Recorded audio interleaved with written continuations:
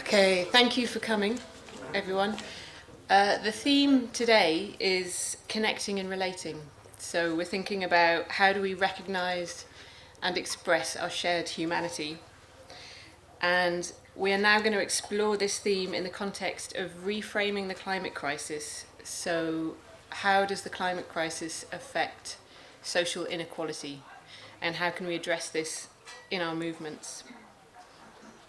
So we've got three people here that are going to talk about this, but we also recognise that there's a lot of wisdom in this room. So we're inviting a conversation amongst all of us. We're going to be kicked off by these three people who are going to have a chat amongst themselves. Then we're going to have a chance to have small groups and then come together again as a large group. I'm going to introduce them.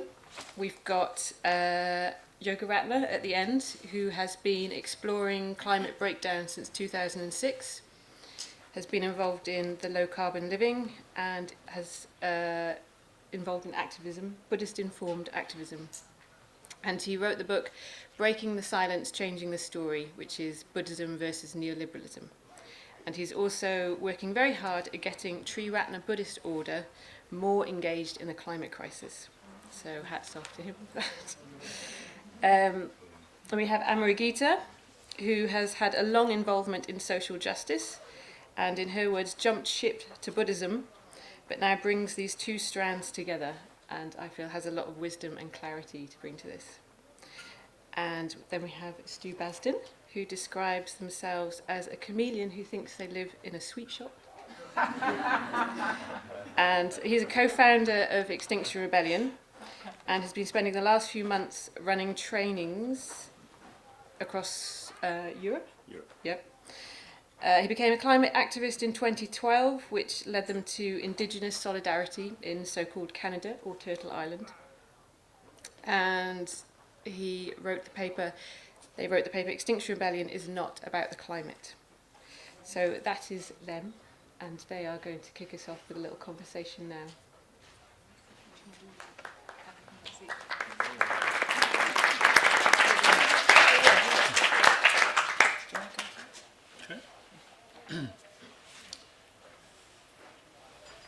Okay, so I'll just say a little bit. I've got 2 or 3 minutes. So I'm very keen on the global nature of what needs to happen. Partly because, basically there won't be a real solution unless there is, whatever happens needs to be global. It's very hard to have a solution in one country. So it kind of, almost practically speaking, that needs to be a global movement. And recently I've been sort of thinking there's actually a danger of success. There's actually a danger of wealthy countries kind of going, like moving towards renewables, for example, but doing that within business as usual. So not acknowledging the sort of the history, the colonialism and so on, and that they're wealthy countries' duty to try and address that and how it relates to the rest of the world. So the wealthy countries could actually transition to renewables, but that could lead to just a sort of resource grab for the minerals needed for renewables. So it's like a new kind of colonialism, perhaps, if the overall consumption remains the same. Also, I'm just moved by the sort of, or I think I'm enthusiastic about the heart and soul, the depth of what can happen when we acknowledge what resistance is going on around the world. Globally, so I'm sure you know some of the most intense, hardcore activism and resistance is going on. Not in the wealthy countries, but in places like Brazil, South America, or all around the world, and often, sometimes by indigenous peoples. So I'm keen on being inspired by that and also informed by it, and also trying to act in solidarity with those movements. And I think that not kind of conversely, negatively, not acknowledging that that global perspective can actually feel very kind of Eurocentric. But also, it's not acknowledging history. It's something a bit unreal about that kind of lack of acknowledgement. So I think that, not acknowledging can be a bit sort of empty. But bringing that perspective in can be very inspiring and earthing.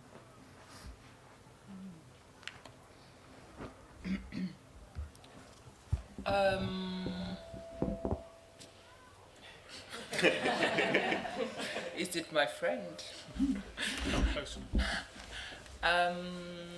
Yeah, I mean, what I feel called for is creating the conversations that enable us to kind of weave together.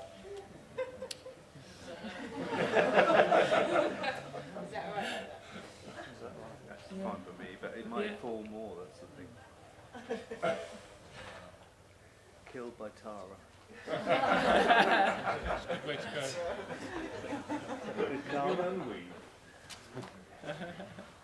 Yeah, maybe things need to unweave before they need to get weaved together. Things maybe need to fall apart. Well, in a way, things are falling apart, aren't they? Sure. They are falling apart, and I think that one of the possibilities that to help us weave things together is our conversations, and the power of conversation to connect things. So I think it's really important to bring the climate crisis and really conceive of it in a sense as a spiritual crisis and a crisis of capitalism, a crisis of the status quo. And I think that for too long things have been in different camps. You know, I'm in the spiritual camp and you're in the political camp and there's an environmental camp and there's all these different camps. And sometimes people actually kind of believe their own, they believe their own dialogue, that is actually true or possible. And I think that the crisis that we're facing actually means that we have to break down all of those distinctions, all of those walls. If you're, campaigning, against racism or, what's going on within our communities. I was talking to a friend of mine who's involved in cohesion work, in the north, and those conversations are not being linked to the conversations, within climate change, and those conversations are not being linked to globalization and indigenous culture. So I think that our real challenge. I was sitting in the hairdresser the other day, and I was listening to the conversation of the person next door, and they were talking about, these activists, and they blocked the road 1 minute, the next minute they're off on a plane to such and such, and there was this kind of they kind of got some end of the stick and then not others, and I felt like I just didn't have the story, I didn't have the language to be able to intervene and effectively kind of get alongside and really communicate something that would open something up. And so for me, that's the really big challenge, is can we begin to create the stories and create the narratives of how can we get alongside each other, include each other, listen to what's going on, and come out with wisdom. To me, it's about how can we create a narrative where wisdom becomes the currency that we're searching for. We don't have the answers, but in our conversations, one conversation at a time, by asking the right questions, I think we can begin to weave these things together, because I think that's what our time is calling for. We can't just stay in our silos anymore. We've got to connect and communicate, and even though that's hard.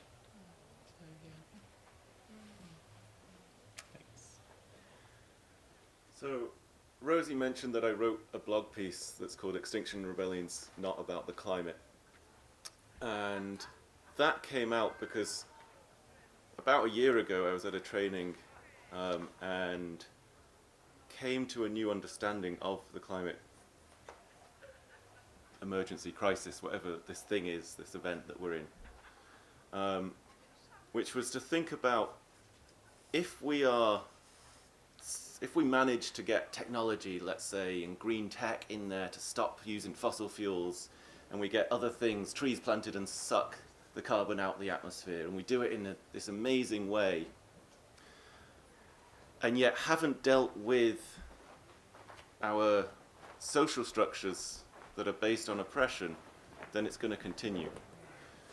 And I'm talking here about the 500 or 600 years of European dominance around the world, where we exported huge amounts of violence and created immense amounts of trauma for most of the world, much of the world, and introduced, a new form of slavery, racialized slavery, took people from their homeland. All of this stuff has happened, and it's created these patterns in society, these ways of being, of white supremacy, of Eurocentrism, Europeans thinking ours is the best way, that still exist, and we still have these patterns, and a lot of the time we're not aware of them.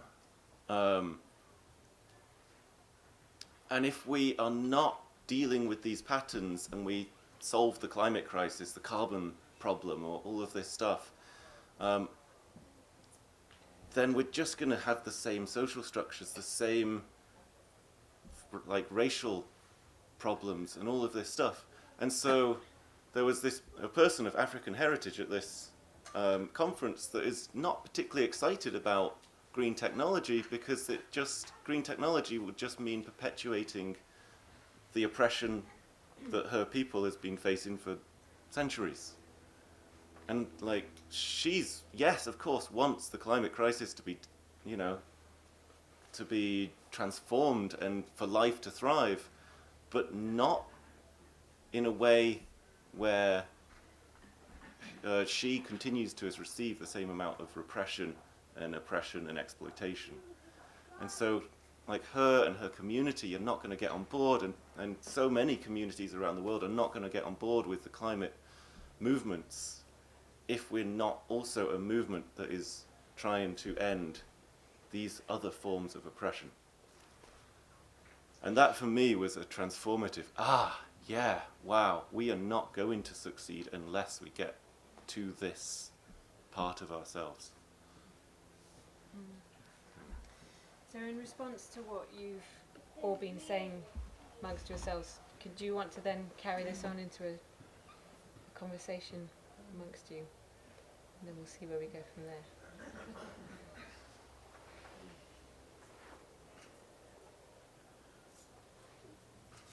It looks like We now need to be in dialogue. Come out of our silos. It's almost like we need to find ways of relating to each other. We need to address social problems, because they are what comes between us and a real solution to the climate problem. So it's like, I'm agreeing with you. Yeah, for me, it's about asking the question: what is it that we want to see? What is the world that we want to see? What is the vision that we have, and how can that be? What's the because in a way, these conversations that I'm on about, we have them with ourselves, in the privacy of our own heads, and then we have them with other people, and then we have them kind of on the news, and then we have, so these conversations are happening at all these different levels. Can we start asking those questions? What is it that I want to see, and what is it that I'm not seeing, and how can I be part of bringing something into being that isn't yet into being? What needs to happen? What needs to happen in my own head? What needs to happen in my house? What needs to happen in my community? What needs to happen? Maybe one thing that occurs to me is conversations need to happen. So the word in my mind is atomised. We have a very atomised society, in the UK, but also globally. I feel like we're fractured. So that's a radical thing to do, to actually talk. And I think vision has become really important for me recently. Of to get out of our atomised thing, we need a shared vision. But then to get out of a racist climate solution, we need a shared vision that's broad enough, that's global, right? That then has justice baked in for all beings, all life. And vision being this thing that is like held as something that doesn't exist or even is impossible, but we still hold it. And if we come together and share this vision, then it starts to come into existence and become possible. Yeah, I think a lot of people think that share these values, but think it's just impossible. And I think it's really important to try and to just be ambitious and not to really ask what one's heart desires, if you like, and not so self-edit and say, well, this is what's possible in a sort of, in the world I think exists. Yeah, I mean, it seems like at the heart of it, we're kind of thinking about sort of scarcity and resources and who's got resources and who doesn't, and what resources are you willing to give up or not give up, and then, in my mind, all I'm thinking about is the Daily Mail and the kind of, it's very easy to have very kind of like tabloid headlines that, kind of paint the world of separation and the ridiculousness of thinking that we could share, anything. And how do we, how do we begin to make those sorts of that conversation seem ridiculous? Because that's kind of what we're up against, because that at the moment, in a way, I would say probably has greater purchase on our psyche than other conversations. Everyone's like, well, communism's failed, and that's failed, and what else is possible? What else is possible? So we have to start articulating something else, because otherwise the current conversation, that current narrative, just will keep being the default. Yeah. Can I throw something else in there as well, with that sense of the urgency of it? So with the fear of what is rising and the separation that is there, so that comes to the shooters in El Paso and Christchurch calling themselves environmentalists, because that fear of having to act quickly and do the othering to such an extreme. It feels, for me, I have that sense of, well, yeah, we need those conversations, but we also need to have that solidarity quite visible and urgently. Marine Le Pen talking about climate emergency and then using climate emergency to justify Fortress Europe and let's keep the brown people out, basically. Right? It's that same thing. And so if we're not working on these patterns of separation, then it's going to create these parts of humanity, or these parts of humanity are going to come out with strength. And so it's that healing of that separation, and separation, to me, being, my understanding of separation being a pattern that came into humanity about 5,000 to 7,000 years ago, and is the basis of what patriarchy is. It's this, I am separate from you, therefore I'm going to compete with you. There's scarcity, so I'm going to try and get something because I'm afraid that I won't have it. And I'm separate from you. Once I'm separate from you, I have to create like a domination pattern over you so that I can continue to get these resources because I'm afraid of not having them. Reinforcing that with gender and the father's privileged position in patriarchy. But it's that pattern of separation, that's the original, or one of, not the original pattern, but something that goes really deep, and if we don't fix it, if we don't heal from it rather, then it's the Christchurches and the Marine Le Pens are going to exploit this pattern. I mean, I suppose as Buddhists, we wouldn't. Well, I wouldn't necessarily, say that patriarchy is the problem. It's the mind that is at war with itself, that then gets used in patterns within other kind of social relations. So it's interesting. I mean, I'm kind of sitting here and I'm talking, and I'm just curious about what's going on in everybody else's conversations that you're all having in your heads as we speak. And I'm interested, because there's definitely a little part of me that's like going, it's not possible. It really isn't. This is lifetimes worth of shit, you know? Well, who are you really trying to fool? You can actually just noticing that there is just, a part of me that's just like, and anyway, it's just too late. We've only got 30 years to do this. So it's just like, wow, that's what I'm up against. That there is a part that finds it hard to even when as I'm voicing these things, there is also a kind of part that's a bit cynical and a bit suspicious and a bit not really wanting to get on board with it.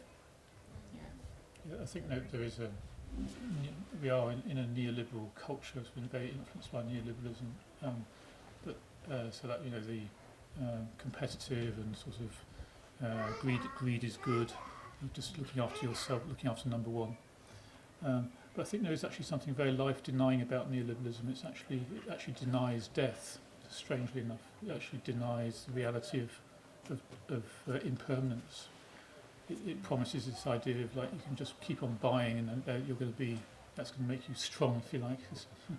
It's kind of detached from fundamental realities of life and death. So I think. I think we have that probably some kind of internalized neoliberalism, yes, which tends to hold us back a little bit.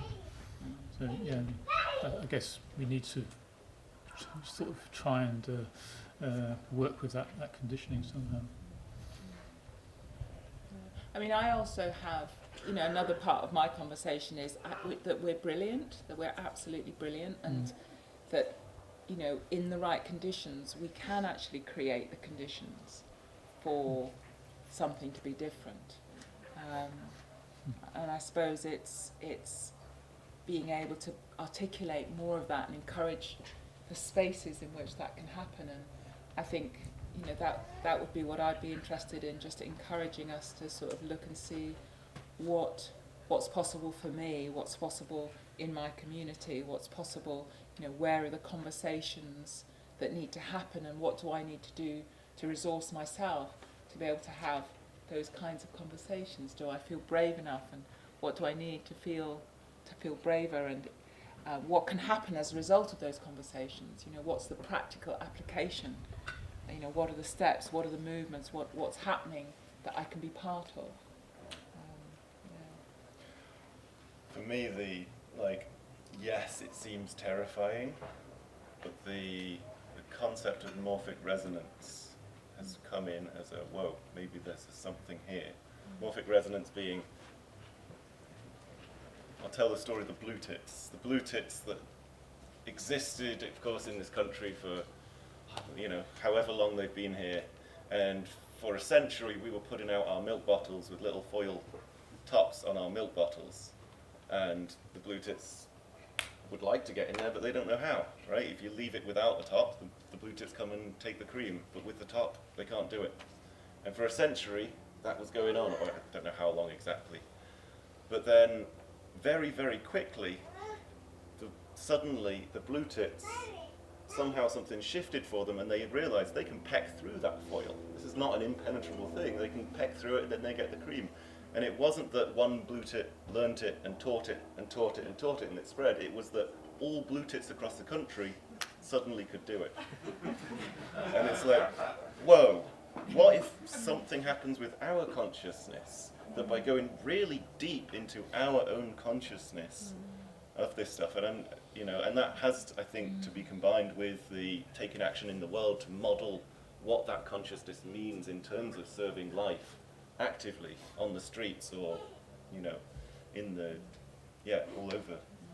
but like what can happen if we go really deep in our own consciousness, and then maybe something will switch.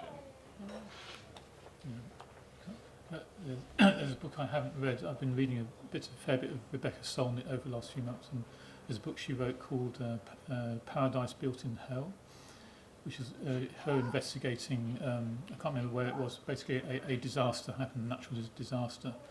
But what she investigated, what she found was that people that had been hit by disaster were kind of cooperating with each other and being altruistic for each other. They're sort of caring for each other. There's a really powerful community formed in the rubble, if you like, which in a way I think what I said about neoliberalism is